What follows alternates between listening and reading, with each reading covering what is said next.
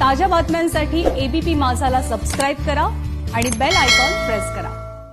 शिक्षण समिती अध्यक्षपदाच्या निवडणुकीत काँग्रेसनं त्यांचा अर्ज मागे घेतलेला आहे।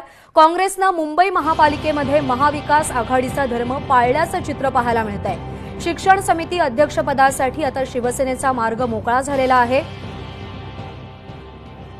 अधिक माहितीसाठी आपल्यासोबत आहेत मनश्री पाठक। मनश्री, शिवसेना आणि काँग्रेसनं पडद्यामागे हातमिळवणी केल्याची चर्चा होती, त्याचीच ही परिणिती म्हणायची का?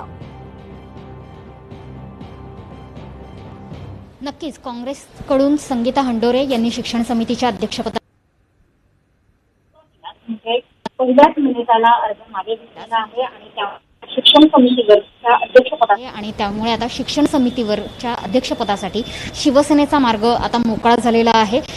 शिवसेनेकडून संध्या दोशी यांनी अर्ज भरलेला आहे, त्याच्यामुळे अगदी थोड्याच वेळात शिवसेनेकडून संध्या दोशी यांची शिक्षण समिती अध्यक्षपदावर निवड झाल्याची घोषणा सुद्धा होईल।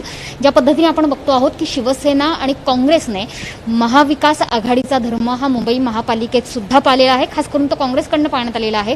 त्याच्यामुळे राज्यातलं जे वितुष्ट येऊ घातलेलं होतं, जर काँग्रेसने हा अर्ज मागे घेतला नसता तर ते टळलेलं आहे आणि सोबतच भाजपच्या मनसुब्यांना सुद्धा तडा गेलेला आहे।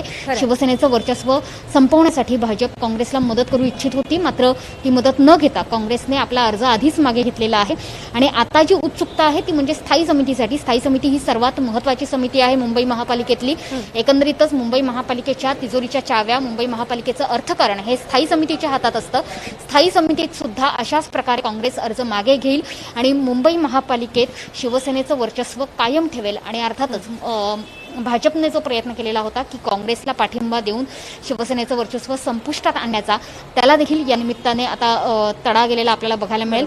जर मतदान झालं तर काँग्रेस या मतदानामध्ये तटस्थ राहील आणि सोबतच राष्ट्रवादी आणि सपा देखील काँग्रेस सोबतच तटस्थ राहतील।